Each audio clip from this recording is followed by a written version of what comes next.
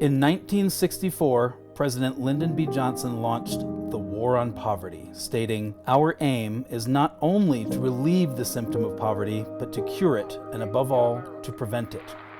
Johnson said he wanted to make taxpayers out of tax eaters. His goal was to reduce welfare spending and increase self-sufficiency. He viewed the program as an investment. In the last 50 years, the United States has spent $22 trillion on this investment, and income inequality has worsened despite the average taxpayer paying thousands of dollars every year on government programs to fix the problem. Income inequality for the bottom third of Americans is a massive problem. It affects 111 million Americans. These people are stuck in poverty or near poverty and suffer terribly. $22 trillion and 50 years later, there has been no reduction in poverty and ever-increasing income inequality. The percentage of the poor in deep poverty has risen 50% since 1974. Deep poverty means a person who makes less than $6,000 a year. That is 33,500,000 Americans, 1 out of 10, who are dreadfully poor. In that same 50-year period, the wealthiest Americans have seen real wages almost double. I want to solve this problem. I've been studying this problem and trying to solve these issues for over 30 years. In 1990, I was appointed to the U.S. Civil Rights Commission by Senator Bob Dole. I resigned in 2005, frustrated by government failure and inaction. I tried working through the system and found the system broken. I'm an economist, and that is the lens through which I see the world. After 30 years of trying, I know what doesn't work, and I pulled a team together to execute a new vision. Why now? Because the ability to reach youth in poverty and give them the tools to move into the middle class and beyond is unprecedented.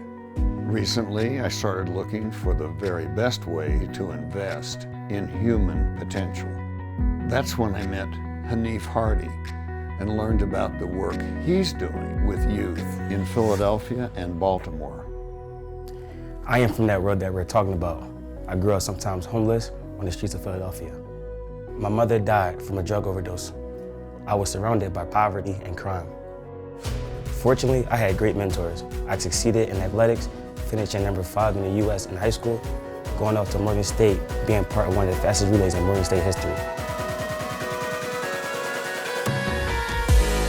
I also did really well in academics.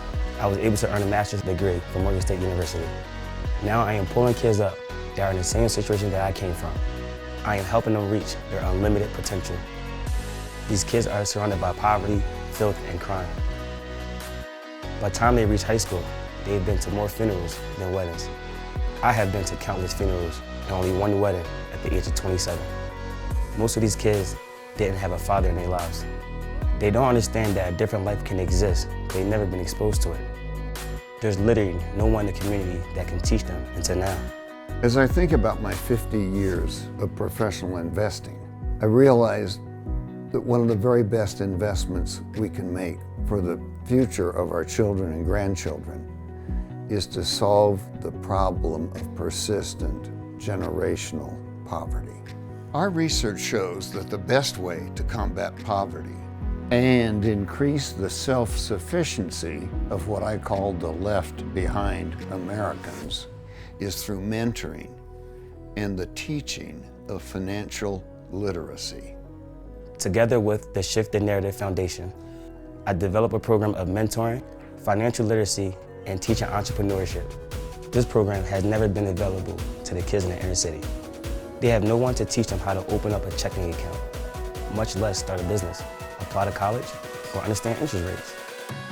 Before I met Russell, I never thought about home ownership, insurance, or interest rates, and I have a master's degree. These are not conversations that are happening in the inner city. Another thing that we're doing to improve our impact is measuring everything that we do. Testing and metrics are a big part of our programs to enhance our effect over time. Teaching these kids to be financially literate gives them a huge advantage. It increases their chances of moving into the middle class and beyond. The system has failed the kids with whom we work. They are facing a future of poverty, premature mortality, and incarceration. Earnings and life expectancy are lower for high school dropouts. 80% of prison inmates don't have a high school diploma. Mentoring improves high school graduation rates, and financial literacy training improves college graduation rates. Our quarterly program has a minimum goal of ensuring that all participants graduate from high school. Our ultimate goal is to give these young people the tools to move into the middle class and beyond through education, entrepreneurship, or both. Our recent white paper, available on the Shift the Narrative website, suggests that your quarterly donation of $10,000 could produce a 100x return on investment. To have a national impact on this critical issue, we need a significant contribution from you today. Income inequality is a 60-year-old program that people talk and talk and talk about, but never try to solve. I'm inviting you to make a difference and to make a direct investment in increasing human potential. For many poor people, money is a mystery. How it works is a mystery. We're going to end this mystery by teaching financial literacy to those who most badly need it. Thank you for your consideration.